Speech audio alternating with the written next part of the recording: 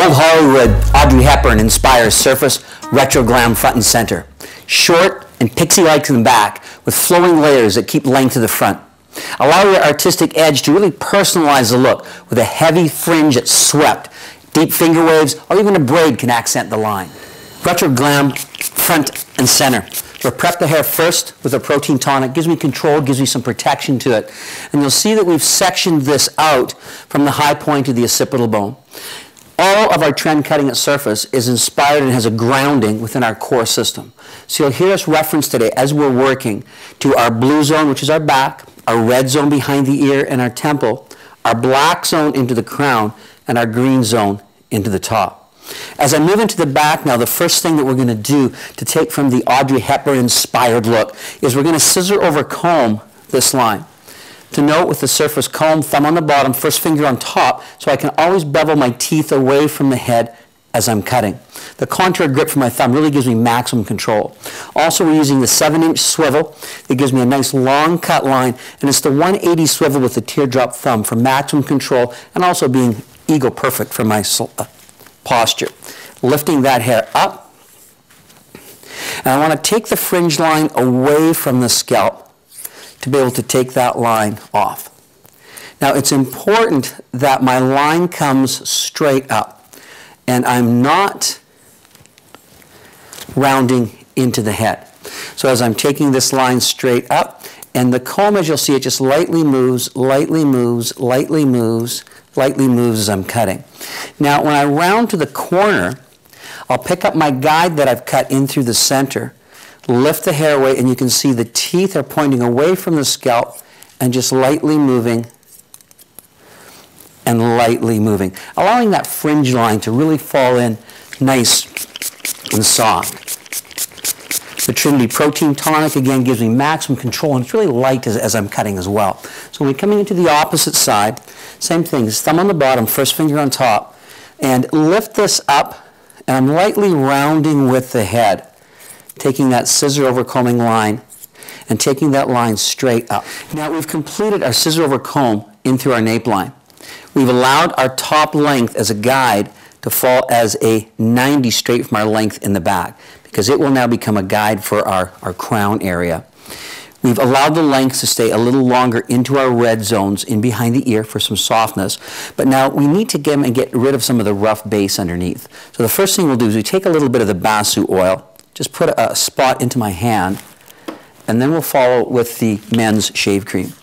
The babasu oil gives us a beautiful soft protection on our neckline and a beautiful smooth edge as we cut. So just in that little bit of a rough area, we'll work the men's shave cream with the basu oil.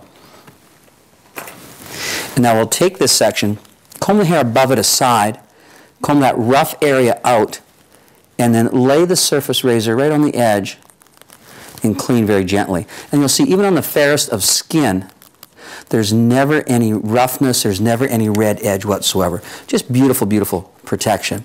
Now my outer perimeter here, I want to have a real feathered feel to it. So to create the feathered feel, I use, again, my surface razor over top of that to create my outer perimeter line. So just lightly work that real soft, very feminine, very glamorous type of an edge. Take the hair out where we've put the basu oil and the men's shave cream on. Take that line down to clean very, very, very nicely. And let's let that fall over top. You'll notice I'm not putting any tension on the hair whatsoever. I want it to fall very natural as we're taking that outer perimeter line. Something I want to say to the guests in the salon is that their haircut will really do all the work for them. All they're going to need is a proper surface product to be able to control it. So after we've created that perfect outer perimeter edge, now it's time to come back into the top and section away our crown. We've sectioned out our green zone in through the top, and as we move to the back, we'll use the top of the area which we've last cut with our scissor over comb as our guide to blend to the top.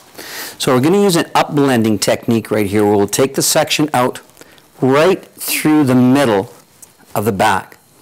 That guide comes straight out, here's my guide, and as I'm cutting now, I round with the head. And I'm going to take that section right up through my black zone and round so my black zone comes at a 90. So my guide, round the base in. Now what we do is all the rest of the sections in through the back from our guide here will become arc sections to the front. Now, taking the line down, section very smooth right through to the front, so I'm really treating the head as a whole so that line can flow all the way around. Take my section real nice and smooth in the arc type of a panel. Little control again from my tonic.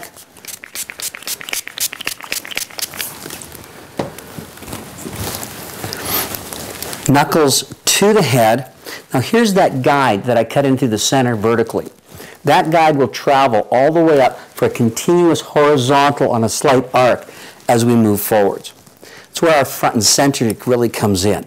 Everything moving front and center. And you can see how my hand flows with the line that I'm cutting. So take that guide from the back and make sure everything is flowing forwards. Now as I move over top of the ear, I really have to be aware of how much hair is in that temple, or as we call in our cutting system, in the red zone. So if the red zone is a little bit sparser, I need to be able to leave a little more density into that hair. Now here's something that's very important. I want to make sure I'm elevating these sections up in through the arc as I'm cutting. If I don't, it falls too weighted and it loses that wonderful old Hollywood Audrey Hepburn type of a feel. So this needs to continue to elevate up, lightly arcing with that all the way around the head. So now what we'll do is we'll move over to our opposite side to make sure that we've got a complete even blend with this line. On the right side, taking that vertical guide again, holding the hair straight out, and the blade goes not on the top, not underneath, but directly behind the section, and the hand flows around the head as our surface razor takes our length. Soft little shattered lines, and I really want to stress something again, is that the surface blade is encased with a silica, so it's very soft and protects the hair as you cut. There's no metal guard whatsoever. And the balance is absolutely perfect, so it allows for great control. As I move around the head, making sure that my sections are staying horizontal, continue my guide from the back, and shatter the hair in the exact direction that I want it to go. And you can see my hand pull out to just leave a little bit of that length. Always taking the hair in the direction that I want it to fall. Lifting that line up, picking my guide, and cutting directionally. And what we'll do is we're going to continue this as we work all the way around the head with our guide from our rear ridge line right through in our canvas. So we've continued to take our guide down from the black zone, holding it right horizontal, taking that line out and shattering it down and into the face. And you really have to use some preference here, because if your hair gets a little bit too thick, you may want to come in and take this area just a little bit tighter. Just making sure that your hand is always flowing as you're cutting that line, taking that line in nice and tight, and making sure you get that nice hugging edge into the hair. On our opposite side now, let's continue that last section, taking that line down, taking our guide, lifting our guide straight out, and we've worked on an arc type of a section the entire time here, taking the blade directly against from the back and shattering that line forward. So as we're moving here, just nicely lifting that hair up and shattering that line forward. One of the things we want to make sure that we're doing is elevating that line as we cut. If we don't elevate it, it'll get too heavy in through our sides. So let's continue to shatter that line forwards, really helping that hair hug nicely into the temple. And if it's not coming quite tight enough for us, we can always come in and just lightly shatter a little bit more of that edge. So you can see our black zone now. Make sure we're all shattered directionally on it, is all blending in through and into our side line. The next thing we do is we take our black zone, take it into the green zone on the top. Now we've used the razor here to keep that real feathery type of a feel to the hair. However, in our fringe, moving to a little bit more of a solid fringe, I'm going to change the technique I work with. I'm going to move to our 5 3/4 swivel and use a technique called walking the shear. So we'll take the guideline in through the back, take a 1/2 inch of that black zone of the hair forward, that crown, and now what we're going to do is take the section and lift the guide straight up. And I'm going to cut underneath my palm, and you'll see now how the swivel is so important. Is I take the blade and I put it down so my shoulder stays proper, and I lightly just flutter my thumb right from where my guideline would be. So I'm not slide cutting, I'm just lightly fluttering the thumb. Depending on how dramatic that you and your guest want to be is how you'll extend to the length as you'll move up to the front. Being that I'm going to want to sweep this across, as I'm walking the shear, you'll note that I'm lightly swinging over to the left, just so that short hair can push the long hair away just a little bit more. So lift that up nice and smooth. Pick that guide up from the back, and my guide right now is a traveling guide from my black zone. So it just tips straight up. Lift that line up, comb it nice and smooth, pick that guide up, and lightly walk the shear out to the length. And you're going to notice I'm going to hit an area of disconnection in through the side. Let's leave that disconnection out. We're going to have some fun with that in a bit. So lift this area up. There's my guide. And walk that out to my length. And we're starting to see some fun stuff happen, but we're just getting warmed up. Now, having blended our black zone into the top, there's one more thing that I really want to make sure that we have here, and that's a good short push as long away from our disconnection. Because remember, underneath in our temple, we're going to be disconnected from that long length that we have in the top. So what we'll do is, starting right on the side ridge, I'll come in and pick my corner up and use my short hair underneath just to lightly take the corner off. And here's where you really need to be a hairdresser too, because the sparser you are in your red zone on the side, the more length you would have left on top to be able to cover for it. So let's lift this section up, and you can really see my step line here now. So what I need to do is I need to come in and I need to blend that corner off. Lifting that up again, pick up my step line. And this is the difference, I believe, between good and great. Because now, having taken that corner off, we're going to get just a beautiful sweep to this fringe. If I wouldn't have blended that disconnection, it would have always fallen just a little bit heavy here. So now it's time also to detail our outer perimeter. And remember, we want it very feathery. So I'll take the razor and just use a penciling technique just to lightly feather away those edges. Space creates lift, so it's always come in just a little bit shorter behind the eye, just as we have here. Any perimeter line in a haircut is like drawing an arrow in that direction, so we need to be just slightly shorter over top of the ear and just a little bit longer into the cheekbone, so that when the hair falls down, we've got that nice accent hollowing the cheekbone. Take the fringe to the opposite side, and in case she wants to play with her hair going both ways, or maybe she wants to be a little bit of extreme retro Hollywood and wear a flow hawk someday, I'm going to take this line, and where my disconnect is on my opposite side, I'll also blend the disconnect up.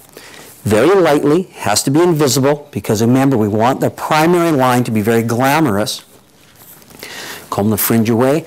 Let's see our outer perimeter. That outer perimeter comes down, space creates lift. We need to just lightly pencil so we feather in behind the eye, keeping a very glamorous feel. Same as our opposite side, slightly shorter over top of the ear, longer underneath the cheekbone, and let the line fall down. And here we can even add to the feather base by lightly piecing that outer perimeter. Now I want to make sure our fringe really sweeps. I want a strong line to it. the ability to have a real daring, exaggerated part line. So we're going to use a technique now with our 7-inch swivel called walking the shear. Take the blade, turn it in, and then lightly flutter my thumb and roll it under to the side. And it's a very strong line that I get from short pushing long away. Really give that sweeping edge.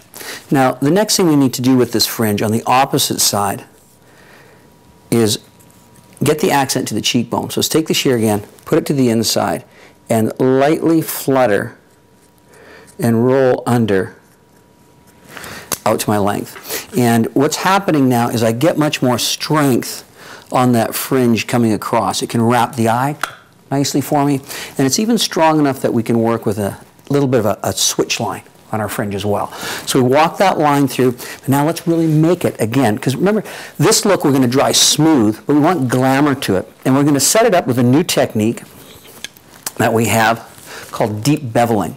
And what deep beveling is part of the surface framing in which we take the section on the top that we're going to want more of a barrel curl afterwards, and I hold the section up, lay the razor in, and then as I create my frame, I roll my hand away. Creates a barrel roll type of a frame. Coming into my opposite side, now that I'm coming across the head a little bit more, I'm going to work this with my palm to myself, put the blade in underneath, and just lightly frame that edge. So what will happen afterwards when we do use an iron here, we're going to have a real barreling type of an effect from the deep bevel frame that we're working with. I don't want any framing on that front fringe. I want to be able to keep it firmer. We can still curl it as well afterwards, but we really can't afford to take the weight out of it. So let's really come in and nicely deep bevel. So you see how that hand rolls through it? So instead of creating the frame straight up, we've just really rolled through any area that we may want that real barrel curl type of a feel to after. Now, taking a look to make sure our hair is all moving in the direction that we really want it to work with. Our short, pushing that long away, and it's time to style. A couple of choices that we have now for retro glam. If I wanted to just really set a firm curl into it, I'd start with Reflect, because Reflect always sets me up for my thermal styling. But here I want a little bit of a sleeker, softer glam look to start. So what we're going to work with is Bliss. And the Bliss works with shea butter. The basil oil helps melt it to give it just a beautiful texture. And with our finishing, we're going to move over to Jackie to work with our finish styling for us. I'll prep the hair for her just to get it going. We're going to use about the size of a quarter of our Bliss.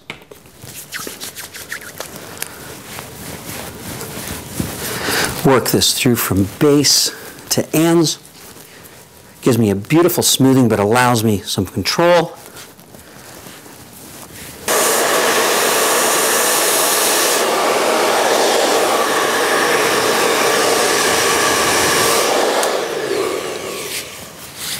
Finished with our TK2 Tourmaline Round Brush by Surface. The Tourmaline tightens the cuticle, gives me a polished finish, lots of volume and shine. And for an added detail, I'm going to come in with our Shine Wax. The Shift Shine Wax has aloe vera fibers in it, so I'm just going to melt it in my hands. And the fibers are going to give me some nice hold and detailing. I'll come in here and just lightly piece all these little softly feathered edges apart for tremendous shine. And here we have our very, very classic finished Audrey-inspired front and center look. Later in studio, you'll see us do a iron set, a braid, and some other fun retro looks.